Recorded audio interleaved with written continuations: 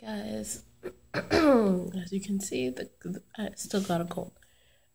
Got a cold. My voice was fine up until right when I pressed record.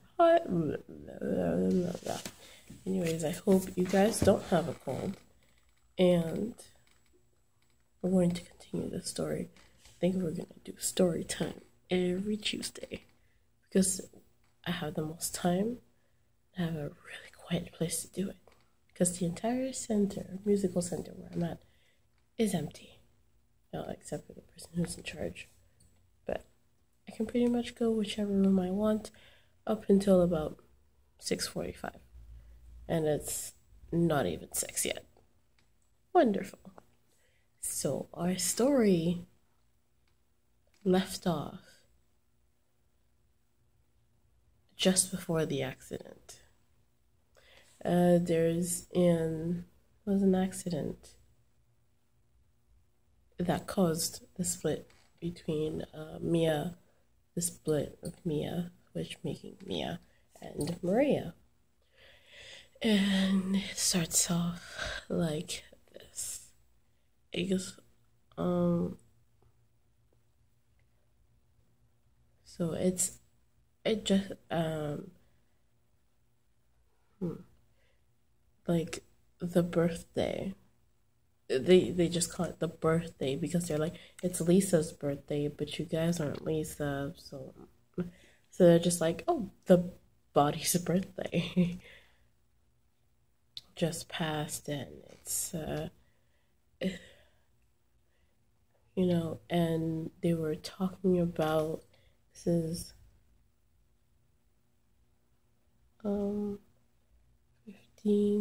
15 because you need to, so they're trying to get so that Kira and sometimes Lisa and Mia can have sort of school experience.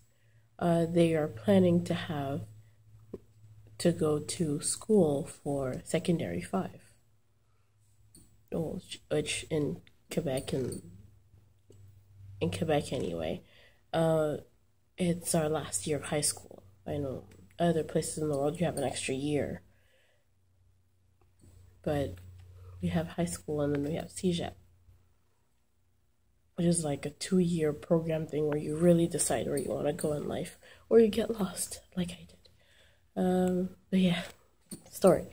So they're deciding what school, and they're like, oh, we're gonna go to just a standard public school, not because of price or anything, but it's really more for the experience and to see where they need to see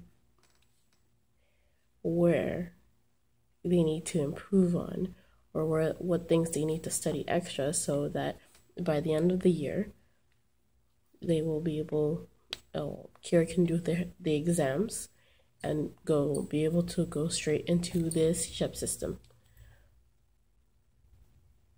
I heard noises. Yeah, it's going well. This is a point in time. I can't give you months or anything because it's all a blur like now. I've heard that all of those things are kind of details that I need to research. But it's a few months. It's about a month before Kira finally is about to go to school. She has like her bag. She pretty much has like everything ready. Bag. She knows what snacks she wants in her lunches. She knows that, like, which of her friends are going to the school, which are not many, maybe just 1 or 2 anyway.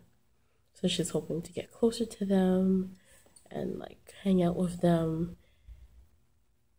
And then the car crash happened. Mind you, it was in a parking lot. It was in a parking lot. They're going to Carrefour Laval. They're going around as people do. As people do, looking for the closest spot to the door. It's not that hot outside, we're not suffocating. we can walk for 2 minutes to get to the entrance. But what happens is they get to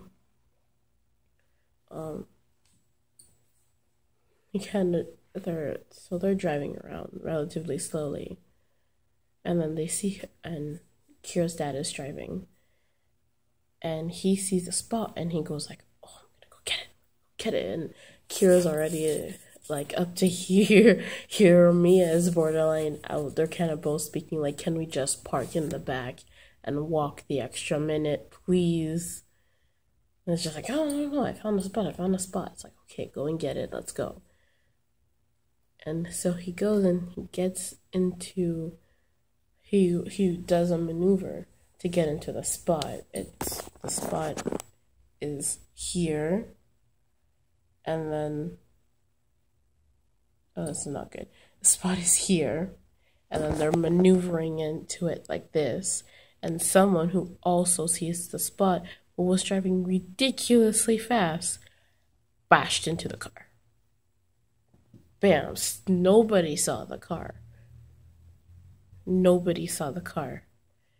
And it bashed the way it would be in the passenger side. So, unfortunately, Kira's mom died on impact. She like hit her head, and she hit her head, and like, already her health was, she didn't tell anybody, but her health was not 100% these days, and she was like getting tests done, and finally there was something wrong, but due to the circumstance, she passed away. And the car like crashed into the car that was the crib. There was the space of the car on either side, and they crashed into that car. They crashed into it. So where the car hit, it hit between the doors. So in between the front door, the driver door, and the passenger door in the back, the hit between there, and the father also hit his head really violently, like,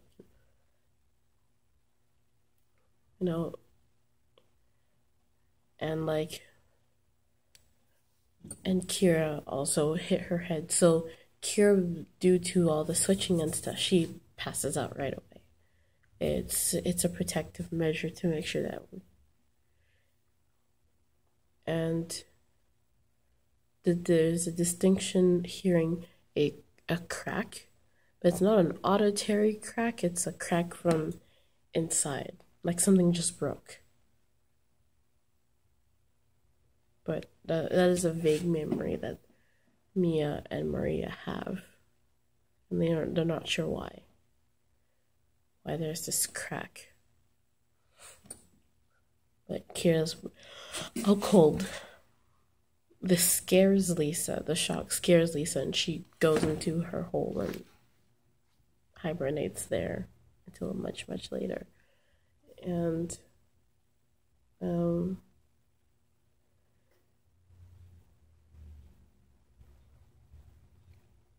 the father, his head so hard he had bleeding in his skull. No, again, not 100%, like, this is not how 100% the scenario, but this is what I imagine, and for reasons why things happened. And the person who did this, that bashed into them, somehow was not injured, or not injured too badly. He ran off. Nobody knows where he went. So people calling 911, getting all the, they see like the mom hasn't been breathing. So they're like, "Oh, we can resuscitate her, but it's not working." So she died on impact. they bring Kira, who had some head trauma and like a couple scratches and bruises from hitting the door, and the father to the hospital, and they take care of them. They bring them with this body to the morgue and see what's up. And the father, they go through to empty the blood out of his head, but something went wrong, and he died. He just died. Something went wrong with it. I'm trying to think of ways.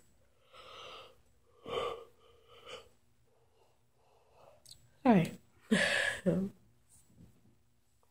But basically the shock like kills the mom instantly. The dad eventually passed away from not only sort of finding out that, or realizing that his wife is dead. And then he's just like, I don't see Kira. Is she dead as well? So he kind of just, he could have fought to live, but it's just when you realize, like, I'd fight to live, but then I'd be all alone. So I guess that's part of it. And yeah. And so this is about a month before Kira's supposed to go back to school, and Kira wakes up. She's been asleep for 2 days. She realizes she's in the hospital.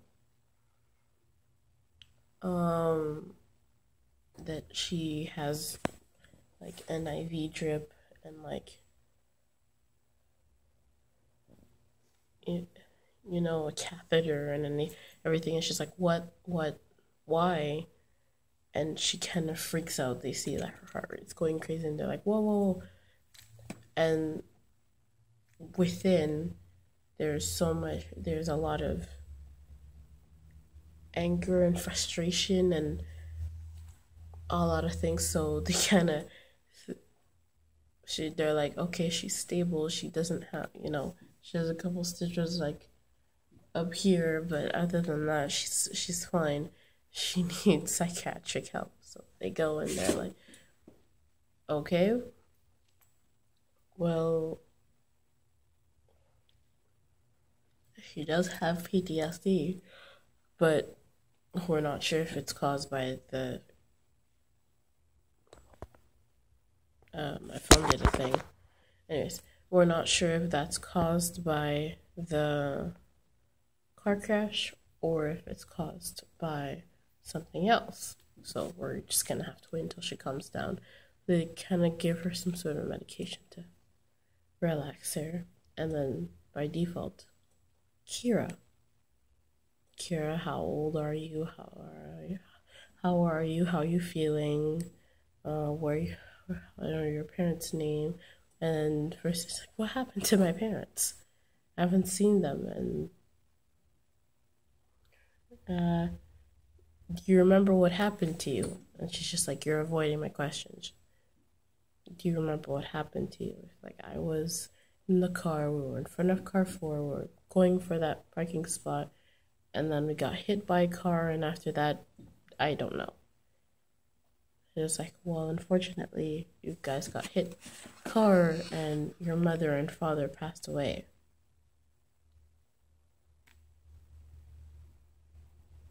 And that's where we're gonna leave it, because my phone's doing some strange stuff.